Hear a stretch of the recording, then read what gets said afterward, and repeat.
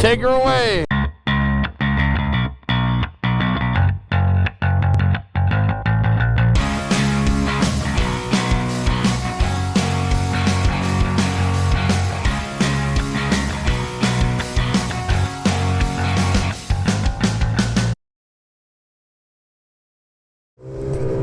All right, well, we're just leaving the Westway. We got the whole crew up here for a nice ride today. We're just going to be staying locally around Cochrane.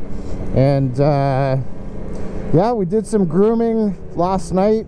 Ran into a few issues, but I'm assuming it's going to be pretty crazy up here with the traffic this week. But it's good to get all the guys up and see them again. It's been, you know, basically, you know, a year since we've ridden, and we're just kicking off our season as we always do up in Cochrane, so should be a good time. Basically just heading out of town right now, gonna grab some gas, and then we're gonna hit some of the local trails around Cochrane today. So we're just running on the A trail coming up to Gerard's Esso. There's Rich on his new Thundercat, looking sweet. We just filled up with gas, and now we're gonna hit the A trail, go over to the L101. Gonna check out some of the grooming that Jesse did last night, make sure trails are okay. Kenny's taught me really well that now when I'm riding, I'm actually paying attention to signage, which is awesome. Got the whole crew up here. We've got a great bunch of guys. I'm honestly really looking forward to hanging out for the next couple of days. We got Kostia, we got Rich, who's with us from Rich Outdoors. We got Neal Owen with us, who's the president of the Collingwood Snowmobile Club, so that's pretty cool. He's joined us for a ride as well. And we got Jeff, obviously Wrecker, who rides with us pretty regularly, and myself and Jesse. So we got a really good crew. We're going to do the Zevely Loop, which is one of my favorite trails. We're going to hit that later on. Just want to get everybody out, get everybody comfortable. First ride of the season, make sure the sleds are all working great. I've got 515K now on the 850, and holy cow, guys, this thing's awesome. What a wicked sled. Definitely love this machine. All the new features and functionality with the gauge are awesome, and man, she goes. This engine, I don't know what they did, but it just feels so much peppier than my last one. So thank you, Skidoo, for continuing to make a wicked trail sled. A trail, you can see perfectly flat, tons of fresh snow. Man, I think this is gonna be a great day of riding. I'm gonna get these guys to line up for a quick picture. So last night when I went out to groom, I got the groomer belly hung twice. The second time I got it belly hung, I had to disconnect the drag, fully use the blade of the groomer to push it down to pack snow under the track, under the right track where it sunk in, crawl the groomer out of that hole, and then go back, hook up a chain to the drag it to flat ground, re-hook up to the groomer, and keep going. But the second time that happened to me was at about 11:30. By the time I was rehooked up and going again, it was 12:30, so I turned around to the road and went back to town because I only got home at 2:30. If I would have done the whole trail that I was supposed to do, I would have been back at 6 a.m. and I wouldn't have ridden today. So I did the best I could, but the section I did is mint. I also did this trail right now that we're on is the L109. We just turned off of the 101. So this trail me and Mike did yesterday afternoon in the tractor. And then last night I went out in the bully to attempt to do the Genier Loop, but I only got about a third of the way before I got stuck for the second time, and at that point I was exhausted and I called it a night. But the guys up here volunteering are doing absolutely everything they can to keep trails in shape, but it's hard. With the amount of traffic up here, it's basically impossible. The cold temps are helping, but towards the end of the week with the warmer temps, it's going to be, pardon my French, a little bit of a shit show. So I hope on Friday, if it ends up being like 7 degrees and raining like it's predicting, that people don't ride, because if they ride, they're just going to destroy trails. Will Cochrane survive? Yeah. One day of warm weather isn't going to kill the trails. All right, so we just did the L109 loop, which is just the small loop around town. And we're just heading down the A trail. We're gonna head over to the polar bear den with the guys. All right, we're just leaving the polar bear den. Got the crew behind me, and we're gonna head up to the Gardiner Ferry, the river crossing there, and then probably just spin around, come back and do the Genier Loop. And I'm absolutely loving this sled. Out of the box, best one yet, hands down. I don't know what Skidoo has done this year, but this thing is working amazing. Right out of the box, it's got more jam than the last one for sure. Like, it feels faster by the seat of the pants. I can't get up to the canyon yet because it hasn't been packed down. So that's still got to be done. Hopefully the guys can get out this week and start packing it down. How's the riding today, Jess? Oh, you know, it's pretty good. This section is absolutely mint. It is. It's pretty perfect. So we just came basically up to Silver Queen, to where the Gardiner River crossing is. We didn't go all the way. We just kind of spun around here. This is where the trails basically ends. Kind of just curves around here. For now, it's not groomed any further up yet. As we were saying before the GoPro died yet again, if you can please make us something that actually works in cold weather, that'd be great. We're using the GoPro cold weather batteries, and it's the same crap as last year. These GoPros freeze. We even have them plugged into a battery in our jacket, so they're constantly charging. And we still have the GoPro die on it. Yeah, so nothing really works. Frustrating. So when you see this video, just know how much stopping and starting on the trail and switching batteries and crap we have to go through just to get content so we can make a video for you guys. All right, let's head back down to Polar Bear Den, catch up with the guys, and then go for lunch because I'm hungry. How's the mock working? As good as the mock does. The mock's too heavy in the front end. Yeah. In my opinion. I agree. Well, Jess? Great day in Cochrane. Absolutely mint. It is mint. No. Hey, did my drinks unfreeze yet? No, I didn't. How are you doing this? Say hi to YouTube. Oh, no. Ladies and gentlemen, the We Russian gotta censor this. whisperer is here. Censor all of that. Cut. This is a PG channel, okay? Right, exactly. So, keep it out of it. These things thaw out yet? Oh yeah. They thawed right out. Defrosted? Yep. One person is looking. Water, Gatorade. Careful, the fire's open, eh? Good to know. I don't want to pull a... It reminds me of Andrew with Yeah. Gordon. Don't touch the exhaust. And then the guy runs his jacket all season with duct tape over it. But again, we're having so many issues today that I don't know what we have yet, so we'll check it all tonight. We're just basically... Back to the hotel, I'll have a combined accumulation of 4 So the new seconds Cardos of don't video. have the antenna, that's what it is? Yeah, and it's the same range. Careful. It sounds sick. Very nice. Still recording, so let it run. That's crazy. No, but it's not doing anything now. Yeah, but even still, you can feel it. Yeah, it's super nice, man. And the switching on the fly, so right now, Mike, it's in medium firmness. And you just change it to firm, Yeah. back to medium, and then soft, and then back to medium. I've been keeping it medium, and you can feel the difference. Like it's a dumb version of Smart Shocks, right? Like yours is self-adjusting constantly. This you got to manually do it. But So this is just like if you had the Fox like soft, medium, hard, and that's it. Yeah. Yeah. You do it on the fly, so you don't have to get off. And it does all of them, or is it just the fronts? So get this is the first time I can have the front set it firm and change only the rear. That's So cool. Last year, before that, it had to be the same. Now That's you can cool. Set the front different to the back. Very cool. I'm enjoying it. I'm pleasantly surprised with it, buddy. Like and the Garmin having it mounted up here is great too, right? Yeah. So I like, and the heated seat was nice. This morning I'm like, oh, my ass was warm. All right, we doing Genier? That way. Well, we're just gonna head down the L101, do the Genier Loop back into Cochrane. Got all the guys here hanging out at the Polar Bear Den, and yeah, it's been a good day of riding so far.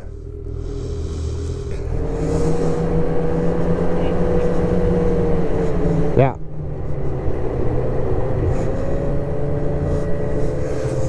All right, well that is pretty much concluding our morning ride for today. We're just heading back through L109 back into Cochrane. Boys are all hungry, so we're going to gonna have a bite to eat. This is also a really cool cross-country skiing area, kind of mixed use. So we're just heading past the club, and then we're making our way back into town in about 5 minutes. Pretty cool. I mean, Jesse and I groomed this section yesterday, and it actually ended up being pretty good. So the trails for this morning are overall in excellent condition. I'll give them a 10 out of 10 for sure. Pretty fantastic. And we'll see what we end up riding this afternoon, but for now it's been a really good morning ride. Let the guys get all the cobwebs out of their system for the first ride of the year and get some miles on their sleds.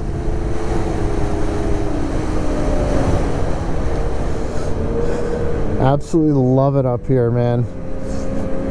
The pinnacle of snowmobiling for sure in Ontario. It's such a great area to ride.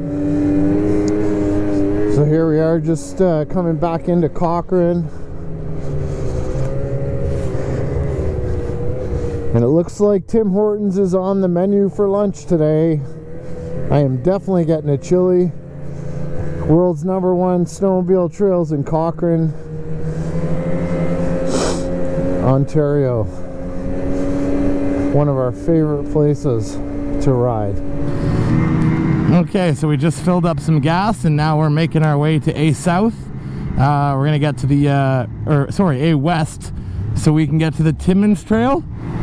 Just running up 2nd Ave here just to shave off a little bit of time. There's snow on the road, so it's not a big deal.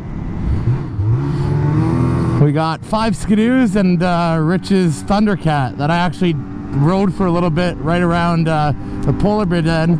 It's crazy. The power steering makes the steering super light, and that thing has got a good amount of power. So yeah, we're just going to be making a left here on A West, basically. That's going to run us out of town.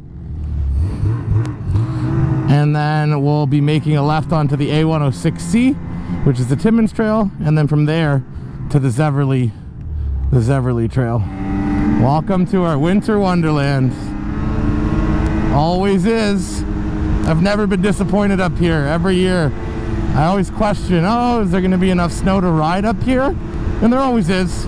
Sometimes it comes later, sometimes it comes earlier, but by Boxing Day time the city's always loaded with sledders, and there's always snow, and the trails are usually or they're actually always open, sometimes more, sometimes less, but there's always trail to ride around Christmas time, usually a couple weeks before. Usually when we come up to volunteer around mid-December, there's at least like 20 kilometers of trail open. So we can dust off the sleds and then get to work signing, packing, grooming trail. This year I've done more grooming than I had even thought I was going to do. There's Mike on his XRS, Jeff on his MXZ XRS, Kostia on his Renegade X, Neal on the Mach, and Rich on the Thundercat. So Kenny actually groomed this section here with the New Holland today, and Dan in the Piston Bully groomed the A Trail, A South. So this whole loop that we're about to do was freshly groomed today, so it should be pretty darn good. That tractor grooms an awesome trail. I just gotta be honest, I'm not nearly as comfortable with the tractor because I have way more hours in the Snowcats, in the Bullies. It grooms a wicked trail, and it's pretty cool because you have a crazy line of sight of the drag because the tractor's so high up and you sit in the middle. The whole back window just pops open and you're looking straight at your drag. You can see all the flowing snow, and you can get your drag set. With the Piston Bully, you kind of have to watch the front left corner of the drag to see how much you're cutting. It's a little bit harder to see what your drag looks like and how it's set up. But at the same time, the tractor, you also got to think about gears, because you'll stall it if you have too much snow, or if you're going up a hill pulling a load, stuff like that.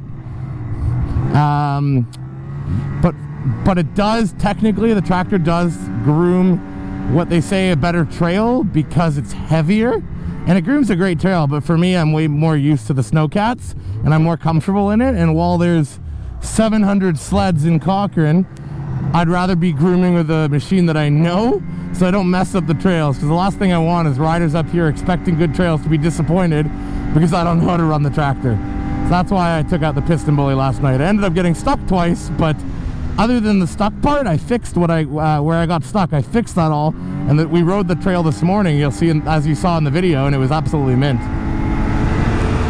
This power line, when I broke trail down here with the bully last week, it was so mogly. And eventually we got it nice and flat. God, every section of trail reminds me of stuff that's happened. So right here at the stop sign, this is Zuck's Road. And I had an incident where I was backing up the drag and the pan was too full of snow. So the drag flew up in the air on me and snapped the pintle hitch on the groomer. So I had to replace that. That was right here. So similarly to the A West, where there's the Frederick House River crossing and we have to walk the groomer around Highway 11, on this trail here, the Timmins Trail, or the A106C, it also crosses the Frederick House River, so we're also flooding that because we can't cross with the groomer until we get 18 inches. Now with this trail, there's a little bit of an easier bypass. In a second here, you'll see there's a bypass trail where the groomer goes left and the trail goes right. And that groomer basically goes out to the road, walks across a bridge, and then meets the trail on the other side, and then continues down south towards the Zevely Trail. Now the Timmins Trail, though, further down, like way further down, it has a second river crossing at the Biscaygo River, and that crossing, there's no road you can walk around, so we can't groom that trail until we get 18 inches of ice. In previous years, we've had the Timmins Club groom it from the bottom end, because they're south of that river, but this year they're pretty busy breaking open trails, so we're waiting to get the 18 inches of ice on that river crossing, and then we can get our Timmins Trail open all the way up to the junction with the Sea Trail, where we meet the Smooth Rock Club from the north as well as the Timmins Club from the south. Oh man, this is perfect. Could not ask for better. You got some rollers here, fresh ribbon, and literally 2 tracks on it. Yeah, it doesn't look like Kenny's made his return trip yet. Looks very much like he's on his way back, and we'll probably bump into him at some point.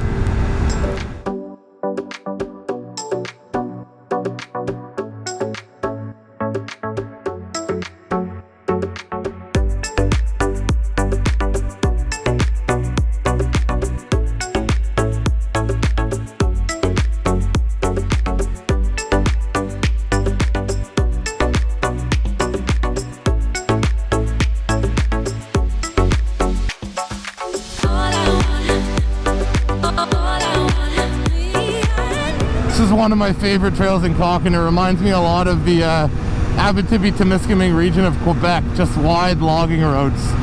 They make for the best trails. Holy snow dust. That's what happens when you get 3 feet of fresh snow in 2 days. Groomers are packing them down, but it's still pretty soft. And it's really cold out, so that combination leads to basically 0 visibility if you're behind someone. Sweet ride on the top A back to town. Take her away, Mike.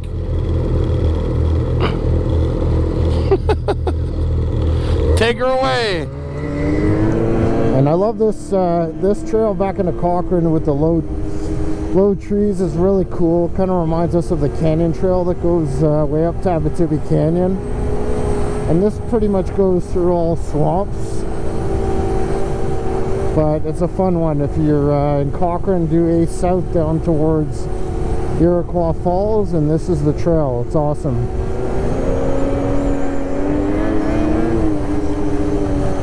Everybody being safe with good hand signals, letting us know that there are other riders, so that's appreciated. I mean, we know that this is pretty much the busiest week, and it's going to be slammed up here with people, so everybody's riding hopefully with caution and common sense, and we won't have any issues.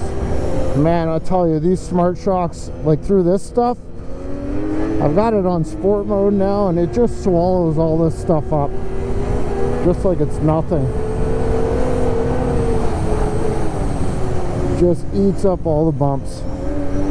Don't even feel them. I'm gonna work on the up front a little bit, just on the skis. My Bergstroms aren't on yet. I just usually for the first couple of rides I like to run it in stock form just to kind of see what it's all about, get used to it. Obviously run down, even if it's crappy trails, usually for the beginning I'll run those down a bit and then I'll switch over to the Bergstroms. But it's pretty good. I mean, this is basically like February conditions, so I think I'll swap them over hopefully tonight. There goes Jeff. Big plans tomorrow to go to Hearst, so we'll see how those conditions are. I expect that A trail to be beat, but hopefully it'll get groomed up tonight and we'll see what happens. Okay, so that's our first day riding in Cochrane. Awesome day riding some beautifully groomed trails. I was surprised, there was quite a lot of traffic, but trails held up pretty well. We just found out that the Arctic Riders groomer had an engine light, so it wasn't able to groom our section of the A trail between Greenwater Park and where we meet the Frederick House River. So it's going to be a little bit of a bumpy ride first thing tomorrow morning. Can't wait. Yeah, that's going to be a good one. But we'll get those shocks working on the sleds and we'll make our way out to Hearst. Looking forward to spending the night tomorrow at the Companion. And yeah, as you can see, we're pretty dead. Another long day with minimal sleep. Some dessert for... Yeah, has some alcoholic beverages to end the night in the room. And we're going to pack our saddlebags and hit the hay so we can get up and be on the trail at 8 a.m. We never stop. Thanks for watching, guys. If you liked that video, be sure to hit the like button and subscribe to the Sledaddicz YouTube channel, where we release content on everything snowmobiling. Also, hit that bell icon so you can be updated every time we release new videos.